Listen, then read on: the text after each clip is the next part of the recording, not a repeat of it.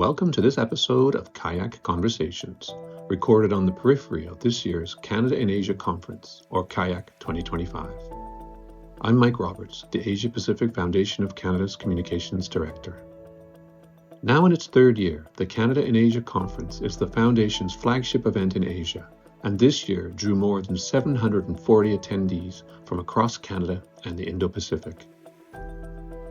An annual meeting of minds, ideas, priorities, and opportunities held in Singapore each February, CIAC 2025 convened business leaders, experts, policymakers, researchers, investors, and innovators to facilitate collaborative partnerships and increase bilateral trade and investment between stakeholders on both sides of the Pacific. In this first episode of CIAC Conversations, APF Canada's President and CEO Jeff Nankivell discusses the origins, importance, evolution, and the future for this premier gathering for Canada-Asia collaboration. Learn more about CIAC at canadainasia.ca, and please enjoy this conversation with Jeff.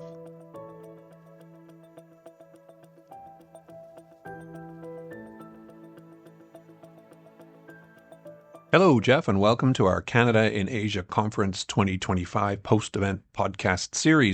So the Canada in Asia Conference 2025, or CIAC 2025 as we call it, concluded last month in Singapore. By all accounts, a very successful event. I just wanted to get your thoughts on this year's conference. What were your general impressions, major takeaways? Can you share with our listeners? I couldn't be happier with what I saw at the conference this year. This was the third time we've done this Canada in Asia conference. The first one was in February 2023.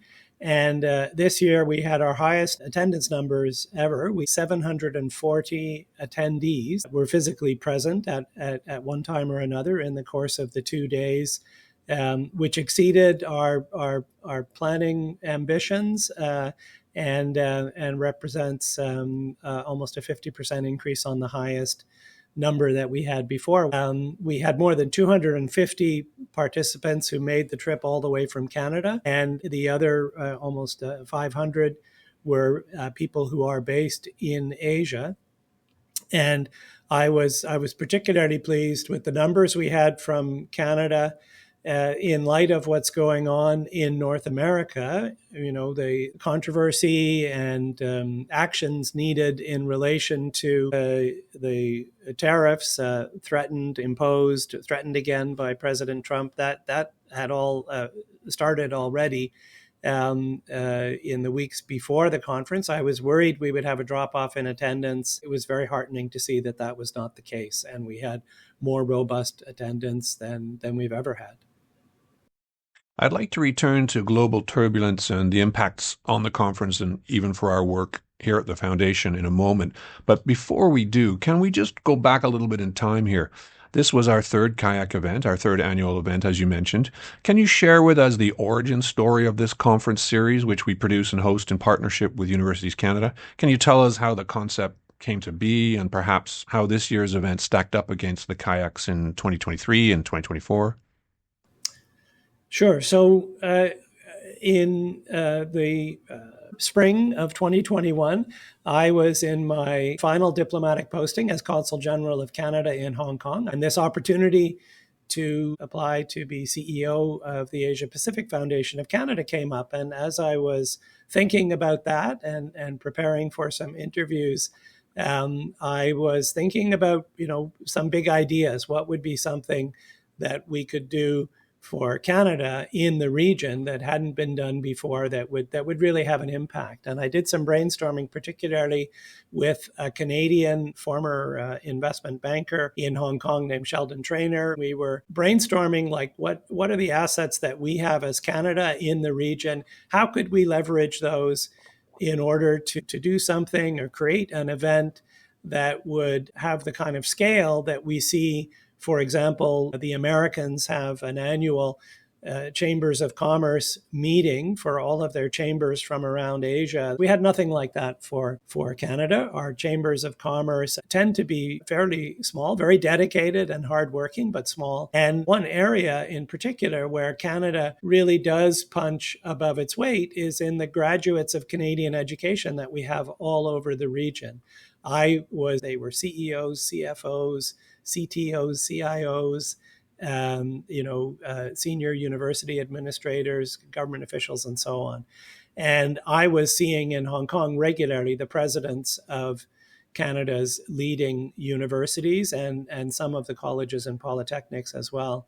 And so the concept that's at the core of what we now know as Canada, the Canada and Asia Conferences, or CIAC, was to get the universities in particular to work together in parallel, each university reaching out across Asia to their alumni who are in the region, and to invite them to come to a gathering that would be once a year or so. The idea was that this group of graduates of Canadian education, they would form the core of a much larger gathering where we would then bring in chambers of commerce along with corporate leaders from the major Canadian corporations and financial institutions doing business in Asia and interested in doing business in Asia, and people from the research ecosystem like Canada's innovation superclusters, government agencies, investment attraction agencies, provincial government trade promotion agencies, Canada's federal government trade commissioner service, and diplomats across the region, and so on. And that's what we've ended up with as the Canada and Asia Conference. What you get then is you get this mix of Canada-connected people and firms and institutions from all across Asia, strong attendance from Singapore, as you'd expect, and important, given Singapore's role as a regional hub, but also with attendance from those engaged in Asia from across Canada. And it's really succeeded beyond our wildest expectations. The first time we did this in February of 2023, it was a general conference with 4 themes. We had about 24 university presidents who came out, more than 30 universities participating. We had a total of 532 attendees. We got tremendous feedback and encouragement to keep going with this from everyone who was there. We made the decision that we would, at least for the time being, keep doing this in Singapore. It's the one place in Asia as a regional hub that people in India and South Asia think of from a business point of view as being part of their world. It benefits from that unique overlap among the different regions, and is itself a major financial hub of growing importance globally. CIAC 2024 was a different format. We tried doing 2 two-day conferences, one on agri-food and one on climate solutions. And that was also very successful.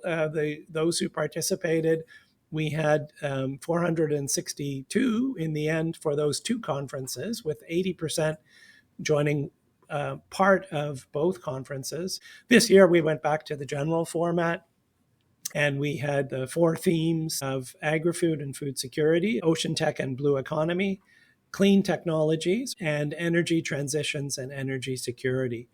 But alongside those 4 themes, we had 4 cross-cutting engagement tracks of innovation, investment, supply chains and trade, and artificial intelligence. Excellent. Thanks, Jeff. Yeah, definitely an evolving event, changing it up each year, different approaches. But I think this idea of having specific sectors of focus alongside those cross-cutting engagement tracks really resonated. And we had just a lot of buzz and interest this year. And the momentum is growing around the event year on year. I wanted to return to something you were talking about earlier, and that is how the world stage has shifted since we launched CIAC in 2023. The world arguably is a very different place than it was.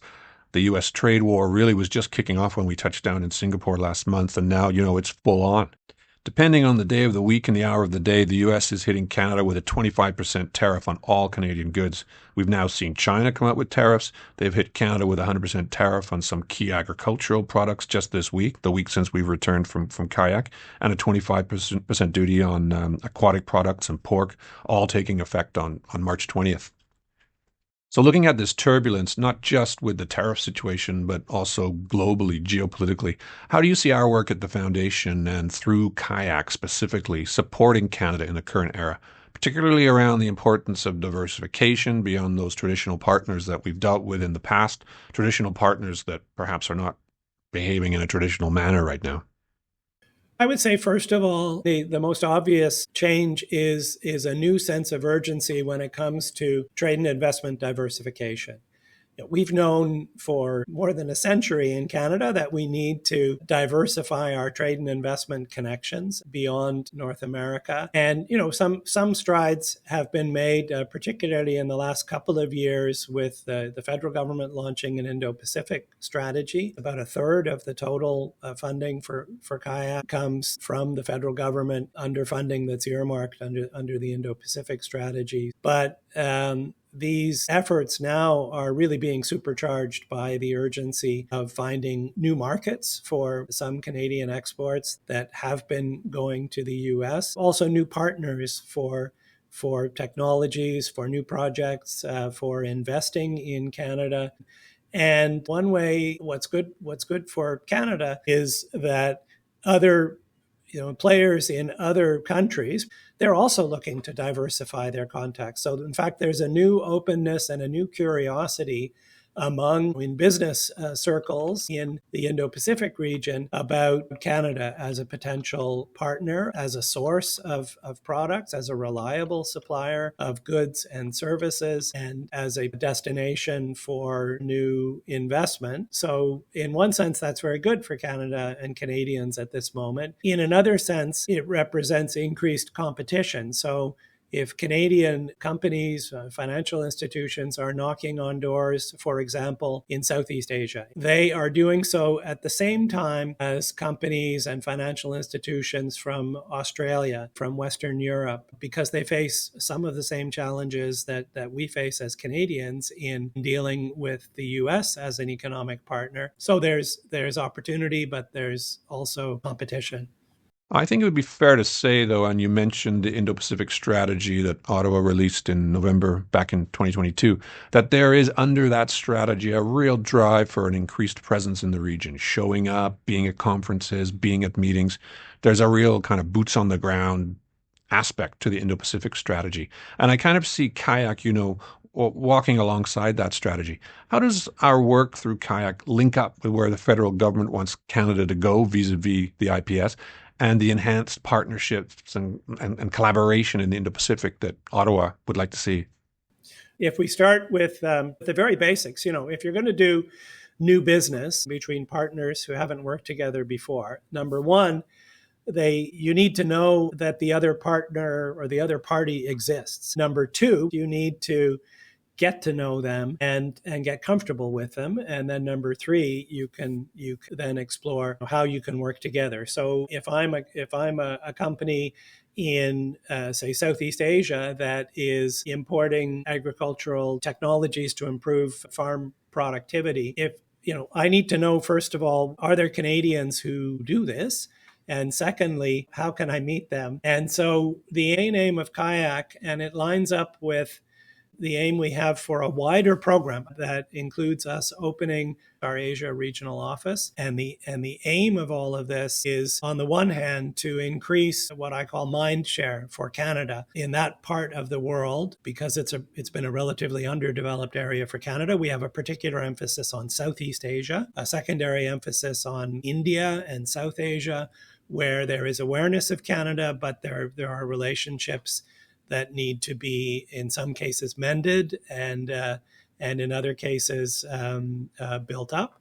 And the idea is to make decision makers in the private and public sector in Asia more aware of what Canada has to offer, what kind of thought leadership there is from Canada, what kind of innovative goods and services Canada offers, and that we're not just talking about export, we're also talking about investment and technology partnerships into Canada, into our innovation ecosystem, and also partnerships for our universities and colleges and other research institutions to be engaged with leading partners from Asia in cutting edge research in the technologies of tomorrow. So one part of our larger project here, in which CIAC plays a key role, is to build that mind share and awareness on the part of influential people in the region about what Canada has to offer, and to introduce them to potential partners from Canada. A second part, and equally important in our view,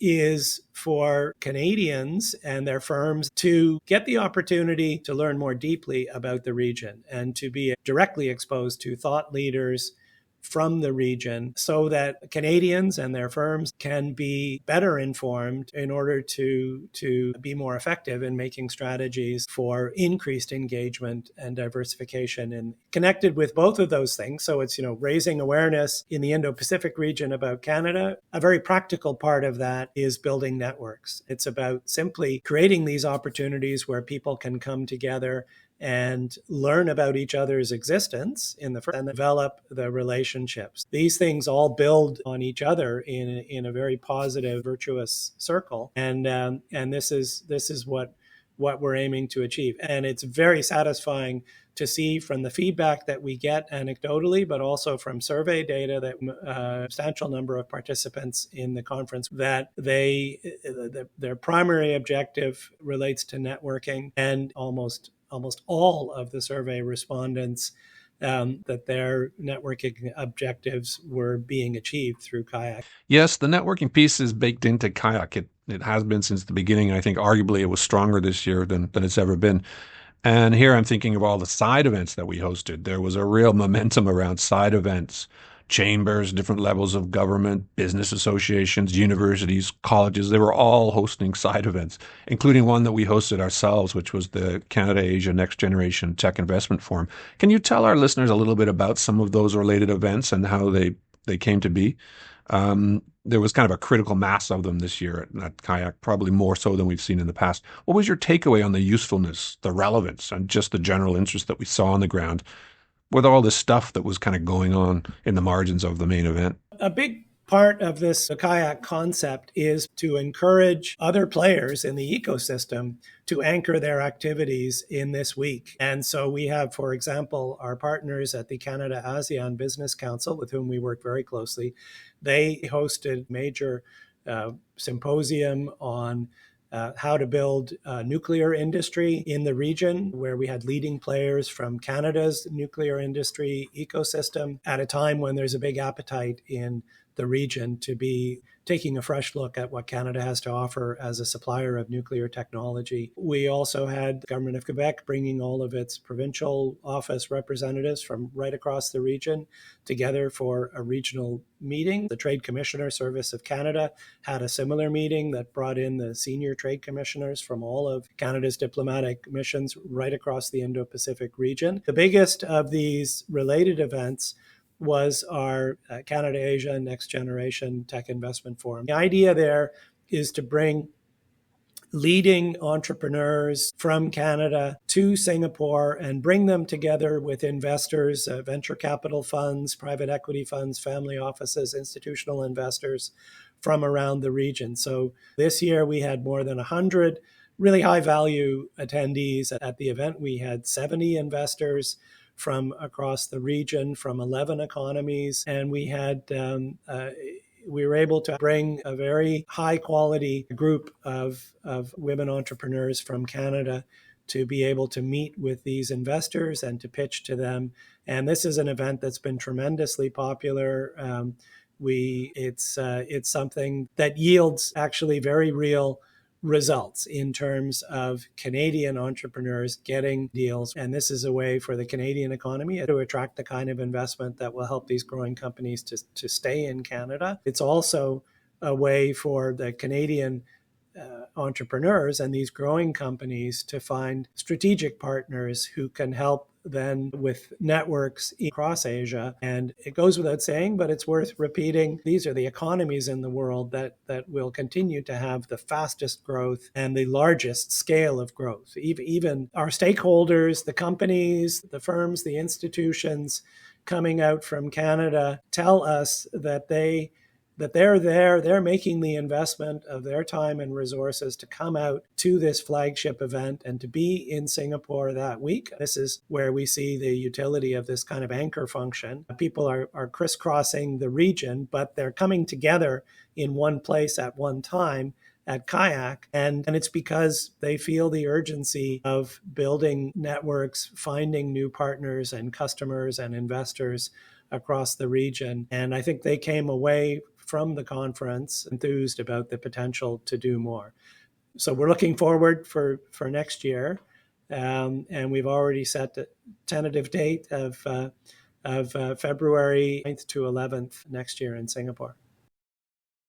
Thanks, Jeff. I was going to ask you about CIAC 2026. I know that you mentioned that this is our flagship event. People are putting it in their calendars. They're using it as an intersection or a stepping point for other work in the region, whether it's business, networking, academic research, etc. So I just wondered if you could give us a little sneak peek on CIAC 2026. I know it's 11 months out, but planning is already underway. I know at the foundation, some early planning is underway here, and some dates may have been set. Our initial thinking for next year is we're going to stick with that general format. In terms of the selection of the sectors, that has always been guided by the consultations that we have with our stakeholders. We are constantly asking them, what do you see as the most promising areas? Where would you like to see us focus to convene an event that would be useful for the community that you represent? I think it's safe to say that agri-food is something that we will continue to have as a main feature going forward. There's just such a great fit between the priority for food security, innovations in agri-food technologies that we see in the Indo-Pacific region, and Canada's capacity to be a partner for those things. I think around clean technologies, things related to climate and energy transition, these are areas where we may tweak how we define those, but clearly this is, top of the list when we ask stakeholders across Canada and across Asia where they see the greatest potential. We are right now actively soliciting input from those who have participated in the conference, but we're reaching out to those who haven't participated in the conference yet to see what are the areas that we should be exploring that we haven't explored yet. FinTech is one area that has been mentioned that we haven't had a particular focus on, although of course it does come up in the context of various sectors. And health was something that we had in our first Canada and Asia conference as one area of focus. We may come back to that. Creative industries, cultural industries is another area where we see interest across Canada. These are the kinds of conversations we're going to be having, and we welcome listeners to this podcast to let us know your ideas about what we should focus on next. But the plan is February 9th to 11th next year, 2026. That's a couple of weeks earlier than we have done it for the first 3 years, but that's because of the timing of the Lunar New Year in the region, which 2026, the Lunar New Year, New Year's Day is February 17th. That's about as late as it gets in the calendar. So we're going to be doing our Canada and Asia conference a full week before the start of the Lunar New Year, and just a day after the big Singapore Air Show that happens every 2 years in Singapore, which is a major global gathering, and that's of interest to some of our stakeholders. We're looking forward to strong participation, and we're going to keep reaching out to those in Canada who are not engaged yet to see how we can make this platform work for them. As I mentioned, our determination is that there are more advantages to be anchored in Singapore with new resources that we now have through a grant from the federal government under the Indo-Pacific strategy. We are opening our office in Singapore in the next couple of months. We'll have the resources and we'll have the capability to do other events in the region. It is by no means our intention to limit our activity to Singapore. And for those who are looking for us to do things in other places, watch this space, because we will be doing kayak-like events over the next couple of years. Hopefully we can get the best of both worlds, to have that regular time and place for a major Canadian gathering, at the same time as we are reaching out into the region to get to audiences and participants where they are geographically. And our aim is to be able to do both. Fantastic. Thanks, Jeff. So the challenge to our listeners, if you have topics of interest, sectors that you're interested in, do reach out to us at the foundation as we put together our plan for CIAC 2026 in Singapore. February 9th to the 11th is what I'm hearing from the boss. And for our listeners interested in our Canada and Asia conferences, I'd encourage you to visit our Canada and Asia conferences website at canadainasia.ca. And of course, you can visit our regular website anytime for updates and announcements on both the Asia Regional Office Initiative, which will be opening up in the next couple of months, and on CIAC 2026, which will be reconvening in Singapore in February in 2026. We've been listening to Jeff Nankivell, the President and CEO of the Asia-Pacific Foundation of Canada. Thanks for joining me today, Jeff, on this special CIAC 2025 podcast series. Thank you for taking the time to chat with us and share your thoughts on CIAC 2025 and the upcoming conferences next year and then in the years ahead. Always a pleasure, Mike. Thanks. Thank you for listening to this episode of CIAC Conversations. I hope you enjoyed our chat with APF Canada's President and CEO, Jeff Nankivell. Please visit CIAC online at canadainasia.ca to learn more about this initiative. Until next time, thank you for listening.